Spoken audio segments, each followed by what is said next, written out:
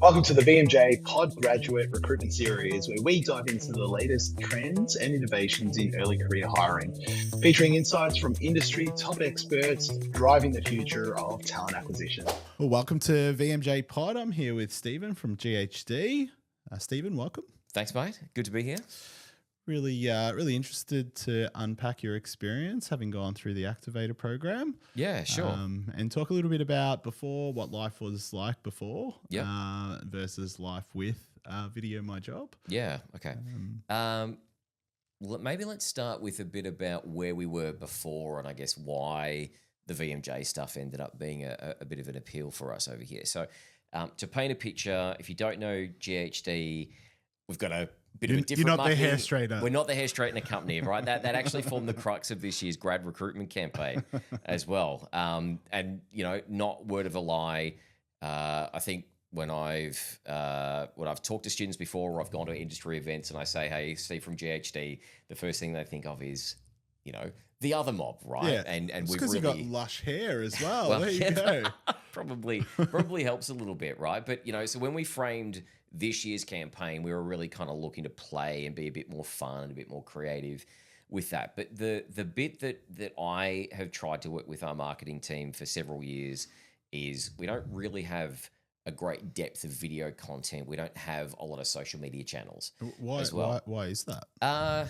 Look, I guess the social media piece has probably just been more born from we've never felt like it was needed as a business, right? You know, and I guess GHD classically, you know, we're like the tried and true partners of our clients, right? Yeah, so we're very steadfast, very, I mean, you wouldn't necessarily say conservative, but very straight, you know, that kind of thing, which is why this year's campaign was such a lot of fun to work on, right? But what I had been talking to the marketing team around, and we started to crack the needle last year, was, you know, we don't really have a lot of really good, authentic video content of our staff, right? And so last year what we did was set up proper big film crews, going around doing proper interviews, and then kind of cutting that content to push out through YouTube, LinkedIn, that kind of stuff, right? And so where the Activator program for us kind of fits a nice niche is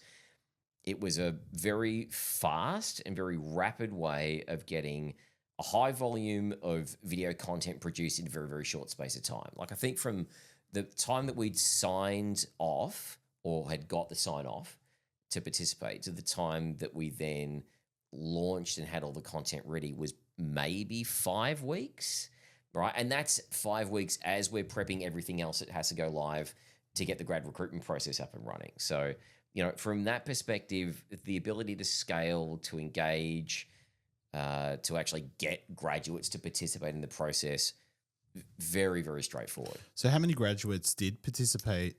Yeah, and this was really interesting, right? So out of about 400 grads that we went out to, we had about 28, I think, that put their hand up. That's a good number. It's a good number, but we've done a bit of a retrospective or a bit of a lessons learned, even just on that process. I think we struggled the tyranny of when you send an email to 400 something people and you're asking for volunteers to do something like this. Yeah. I think there's that thinking of, oh, I'm pretty busy and there's a lot of people on this distribution list. Okay. Someone else is going to pick it up. Yeah, right. And so we've already then kind of gone, well, when we need to do things again, you know, and there's a second tranche of content that we're currently working on, which is probably more for our experienced hire space than grad.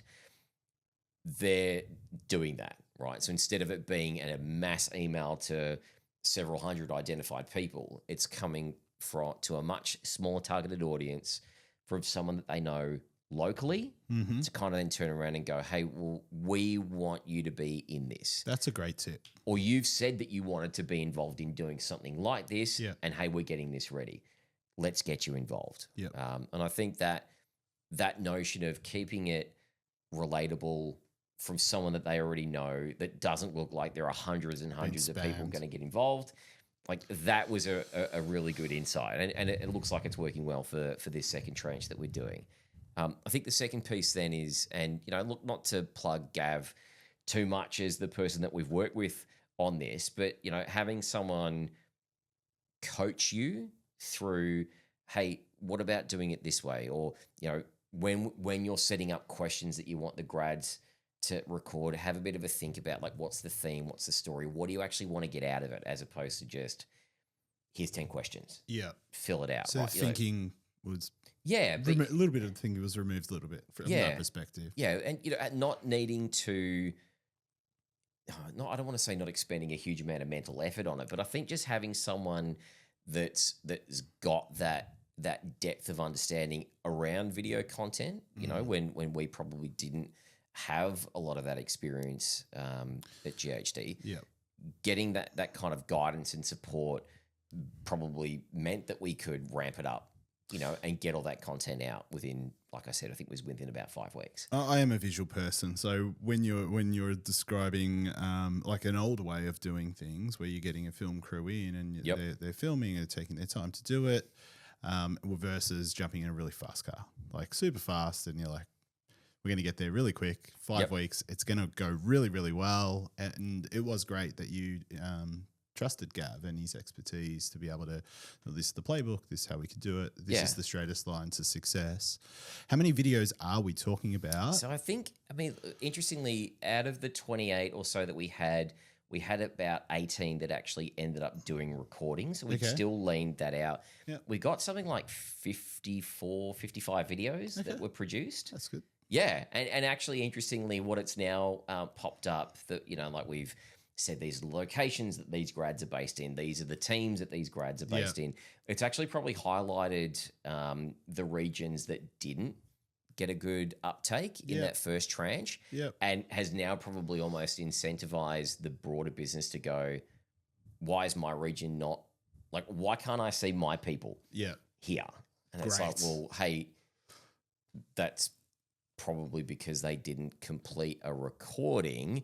Would you like us to get some more done? Yeah. Well, yes, I think we would like to get some level of representation here. So awesome. That's a good added benefit. Yeah. And again, then adding extra grads into that process isn't as easy as getting them right from the start, but it's relatively straightforward.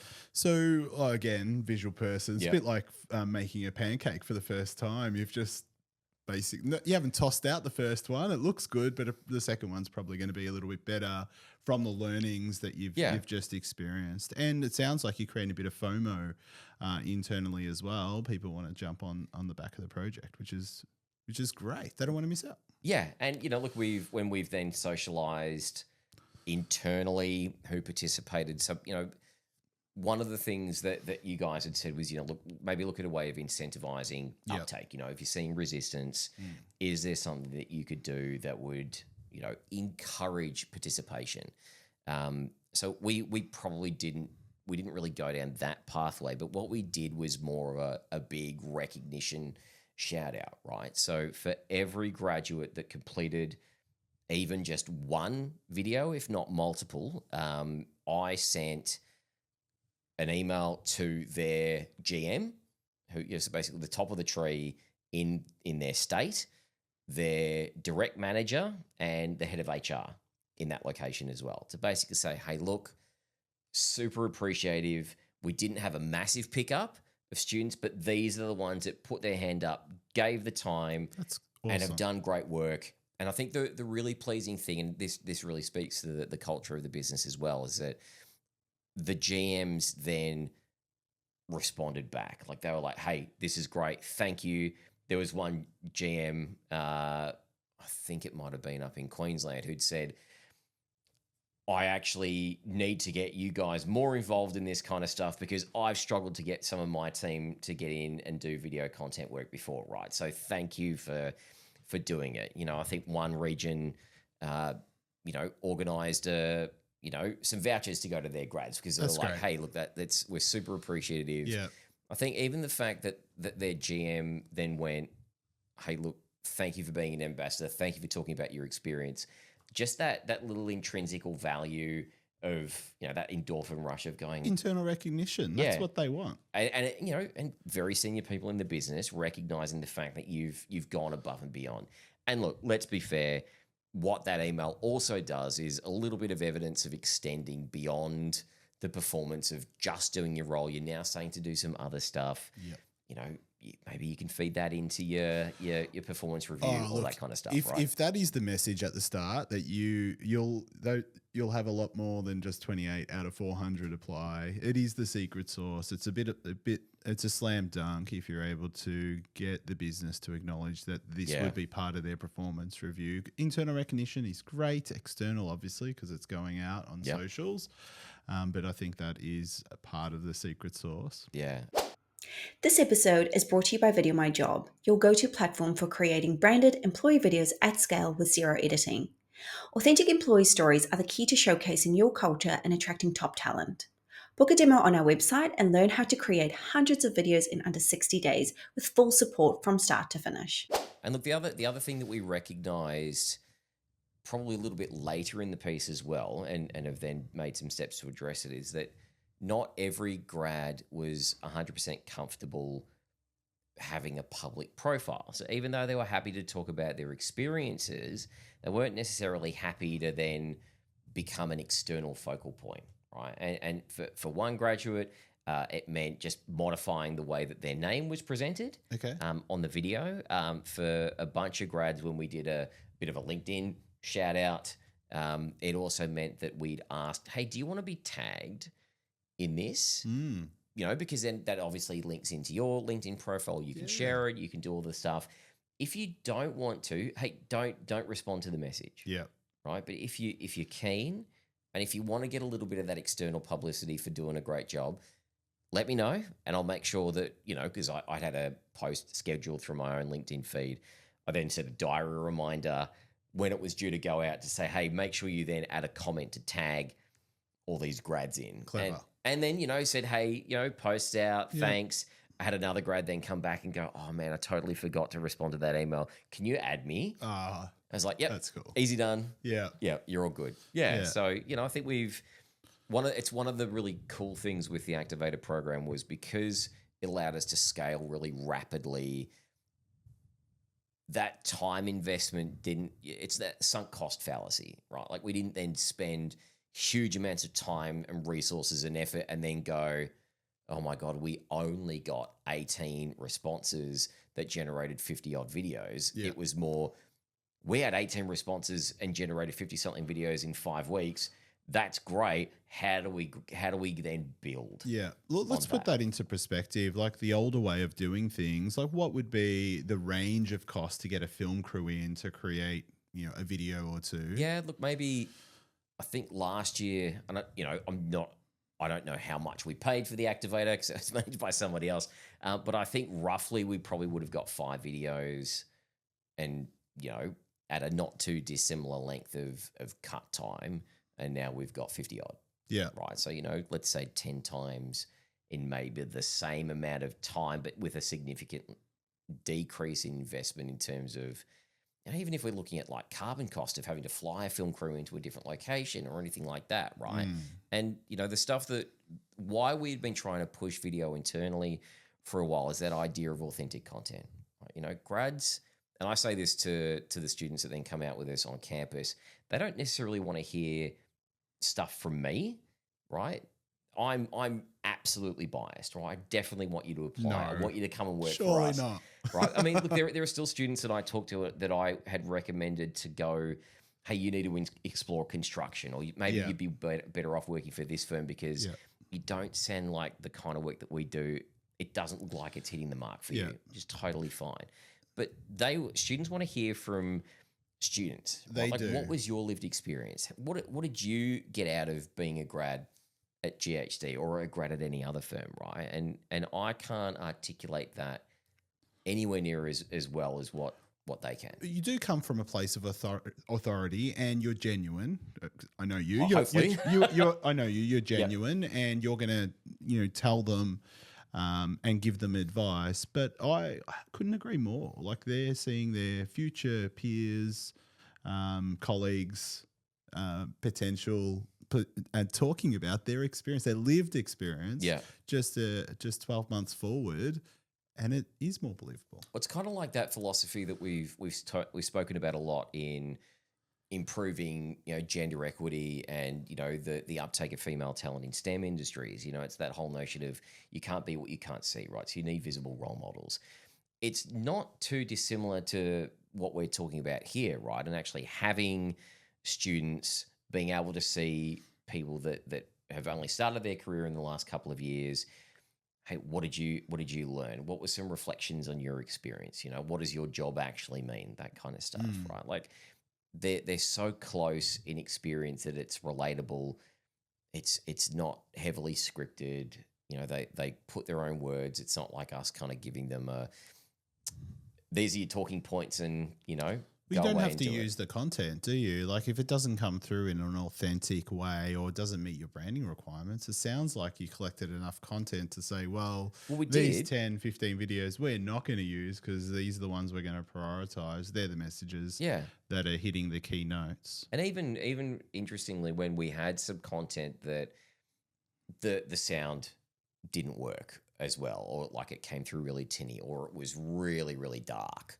Or, as much as we shared your video around like, here's your recording tips, sitting next to a window and the window's kind of it's overexposed the side of the camera, right? Yeah. Like it was so easy to then go back to those grads and say, hey, this didn't actually work. Do you reckon you could have another crack at it? All of them did. They were receptive. That's great. Absolutely. Oh, cool.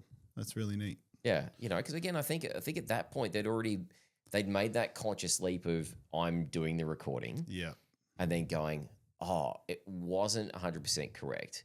And it was literally just like we had one grad whose microphone wasn't working properly on their laptop. We managed to hook them up with the IT team in their location and they went, yeah, we've actually probably got a better room that they could record in. Let's just put them in there. And then, it meant that she was able to get all her content done. So yeah, I think when they've made that conscious decision to be an active participant, you can, with a bit of grace, ask them to, fine tune it. Yeah. Yeah. I think we can, I think that's really good information you've just shared about the lived experience of going through the Activator program. And I really appreciate you sharing your story. So that's thanks all a right. lot, Steven. Yeah. I mean, look, like I said, it's the fact that we could move so quickly because we did labor the decision internally. We've got checks and balances and business cases that need to be signed off and all that kind of stuff. Because I guess we didn't just look at the Activator as, it's 6 months, right? We kind of went, this 6 months gives us an opportunity to test what something bigger would be. And so there was a lot of work on the back end that Chris, one of my colleagues, had done to actually get it to that point. And then it was like, okay, well, now we've got to go, bang, and it moved really, really quickly. Yeah. It's so good that they've been able to test it through the grad team as well. Yeah. I love that. I really do, because it's not disruptive to the TA, which typically is a little bit bigger and a little bit harder. So thanks for jumping on board and sharing now your story, your lived experience. It's greatly appreciated. All right. Thanks for having me on, Dave.